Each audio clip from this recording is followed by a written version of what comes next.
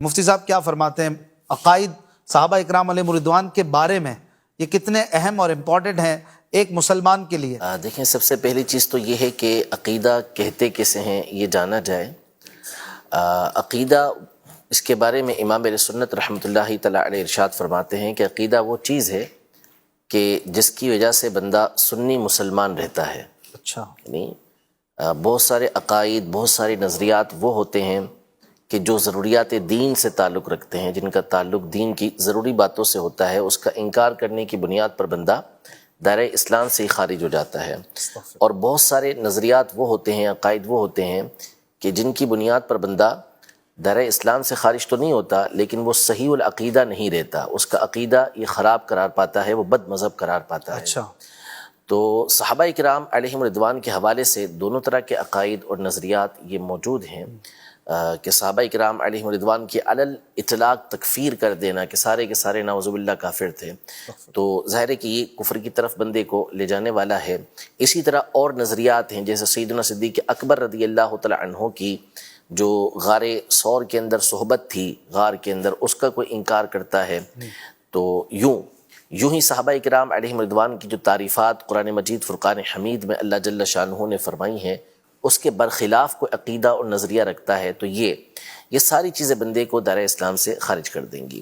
اور بہت سارے نظریات وہ ہوتے ہیں کہ جس پر اہل سنت کا اجماع ہے، اہل سنت جس کے اوپر متفق ہیں، اب اگر اس کے برخلاف کوئی کرتا ہے تو پھر وہ سنی نہیں رہے گا۔ تو ایسے ہی عقائد اور نظریات جو ہیں وہ صحابہ کرام علیہم رضوان کے حوالے سے موجود ہیں۔ سب سے پہلی تو بنیادی چیز یہ ہے، جسے ہمارے ائمہ اہل سنت نے احادیث طیبہ کی روشنی کے اندر یہ بیان کیا ہے کہ ہم صحابہ کا جب بھی ذکر کریں گے خیر کے ساتھ ذکر کریں گے۔ یہ ہماری تمام اصول کی کتابوں کے اندر، عقائد کی کتابوں کے اندر موجود ہے، اور نبی پاک صلی اللہ تعالیٰ علیہ وآلہ وسلم کی حدیث مبارکہ سے بھی یہی مفہوم ہے کہ میرے صحابہ کا ذکر خیر کے ساتھ کرو، اور یہ فرمائے کہ جب تم میرے کسی صحابی کے بارے میں کسی کو برا کہتے ہوئے سنو تو کہو کہ لعنت اللہ علی شرکم، کہ تمہارے شر کے اوپر اللہ کی لعنت ہو۔ تو یوں نبی پاک صلی اللہ تعالیٰ علیہ وآلہ وسلم کی احادیث سے بھی صحابہ کرام علیہم رضوان کا جو ذکر کرنا ہے وہ خیر کے ساتھ ہی کرنا ہے، بھلائی کے ساتھ ہی کرنا ہے۔ تو یہ عقیدہ اور نظریہ یہ بنیادی اعتبار سے ہے کہ ہم نے ہمیشہ ان کا تذکرہ یہ خیر کے ساتھ کرنا ہے۔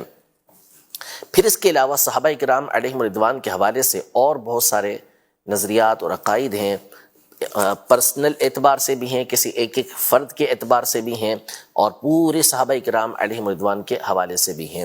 امام جمال الدین المزی رحمۃ اللہ تعالی علیہ، آپ نے اپنی کتاب تہذیب الکمال میں امام نسائی رحمۃ اللہ تعالی علیہ، جو سنن نسائی کے مصنف ہیں اور مشہور محدث ہیں، ان کے حالات زندگی کے اندر آپ نے یہ لکھا کہ کسی نے امام نسائی رحمۃ اللہ تعالی علیہ سے یہ سوال کیا کہ آپ حضرت سیدنا امیر معاویہ رضی اللہ تعالی عنہ کے بارے میں کیا ارشاد فرماتے ہیں، ان کے بارے میں کیا نظریہ اور عقیدہ ہونا چاہیے؟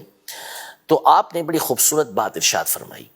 آپ نے فرمایا کہ صحابہ کرام علیہم رضوان یہ اسلام کا دروازہ ہیں، اور جب بھی کوئی نقب زنی کرنے والا، ڈاکہ ڈالنے والا، چور یہ کسی چیز کی چوری کرنے کے لیے آئے گا تو سب سے پہلے دروازے کو توڑنے کی کوشش کرے گا، پھر اس کے بعد وہ اصل مقام تک پہنچے گا۔ یعنی آپ یہ ارشاد فرما رہے ہیں، آپ نے وہ بنیادی بات ارشاد فرمائی کہ اگر اس کو پیش نظر رکھا جائے تو اس سے ہمیں دین کی بنیاد پتہ چلتی ہے۔ یعنی ہمارے سامنے قرآن مجید فرقان حمید موجود ہے، جو تواتر کے ساتھ ہم تک پہنچا۔ نبی پاک صلی اللہ تعالیٰ علیہ وآلہ وسلم پر جبریل امین اللہ کا یہ پیغام لاتے رہے، نبی پاک صلی اللہ علیہ وسلم نے یہ صحابہ تک پہنچایا۔ اب صحابہ کرام علیہم رضوان کی جماعت نے، تمام صحابہ کرام علیہم رضوان نے اس کو آگے تابعین تک پہنچایا، تابعین نے اس کو تبع تابعین تک پہنچایا، تبع تابعین نے اس کو آگے اپنے شاگردوں تک پہنچایا، یوں سلسلہ چلتا چلتا ہم تک پہنچائے اور یہ قیامت تک چلے گا۔ تو اب اگر کوئی شخص براہ راست قرآن کا انکار کرنا چاہے تو کیا وہ قرآن کا انکار کر سکتا ہے؟ نہیں کر سکتا، کیونکہ اہل ایمان کے دل کے اندر یہ بات راسخ ہے کہ قرآن یہ اللہ پاک کا کلام ہے، ٹھیک ہے۔ اسی طرح نبی پاک صلی اللہ تعالیٰ علیہ وآلہ وسلم کی احادیث طیبہ، آپ کا لایا ہوا دین، جو باتیں نبی پاک صلی اللہ علیہ وسلم نے ارشاد فرمائی وہ ہم تک پہنچانے والے کون؟ صحابہ کرام علیہم رضوان. یعنی انہوں نے ہی نبی پاک صلی اللہ تعالیٰ علیہ وآلہ وسلم کی مکمل زندگی ہم تک پہنچائی ہے. اب اگر کوئی شخص براہ راست نبی پاک صلی اللہ تعالیٰ علیہ وآلہ وسلم کی تعلیمات کا انکار کرنا چاہے تو نہیں کر سکتا. یہ لوگ واضح طور پر اسے کہیں گے کہ یہ زندیق ہے، ٹھیک ہے، یہ بددین ہے، اس کا کوئی دین نہیں ہے اور یہ اہل ایمان میں سے نہیں ہے، یہ واضح طور پر کہیں گے. تو اب ان چیزوں کا براہ راست انکار نہیں کیا جا سکتا. تو اس کا ایک راستہ یہ نکالا گیا کہ آپ صحابہ کرام علیہم رضوان کے اوپر طعن و تشنیع شروع کر دیں، آپ حملہ کرنا شروع کر دیں. جب آپ صحابہ کرام علیہم رضوان کو مطعون ٹھہرائیں گے، ان کو آپ اس درجے کا ٹھہرائیں گے کہ ان کو برا بھلا کہا جا سکے، نعوذ باللہ، ان کی باتوں کے اندر شک و شبہ پیدا کیا جا سکے، تو اب وہی صحابہ ہیں کہ جن کے بارے میں آپ نعوذ باللہ بری بات کہہ رہے ہیں، انہوں نے ہی ہم تک قرآن پہنچایا ہے. تو اب شبہ ڈال دیا جائے گا کہ اس قرآن کے اندر ہی شک ہو جائے، نعوذ باللہ. نبی پاک صلی اللہ تعالیٰ علیہ وسلم کی تعلیمات کو براہ راست انکار نہیں کر سکتے تھے، لیکن یوں کہا جائے کہ یہ پہنچانے والے صحابہ ہیں، اور نعوذ باللہ صحابہ کے بارے میں برا عقیدہ، نظریہ. تو نتیجہ کیا نکلا کہ نبی پاک صلی اللہ علیہ وسلم کی تعلیمات ہی گویا نعوذ باللہ ہم تک صحیح طریقے سے نہیں پہنچی. تو یہ امام نسائی نے مثال دے کے سمجھائی کہ جو صحابہ پر طعن کرنا چاہے گا تو گویا کہ وہ نبی پاک صلی اللہ تعالیٰ علیہ وسلم کی تعلیمات پر، وہ قرآن کے اوپر حملہ کرنا چاہتا ہے. کہ چور جب بھی آئے گا وہ دروازے کے اوپر ہی حملہ کرے گا، پہلے اس کو توڑے گا، پھر گھر کے اندر داخل ہوگا. پھر آپ نے فرمایا کہ حضرت امیر معاویہ رضی اللہ تعالیٰ عنہ بھی صحابہ میں سے ایک صحابی ہیں.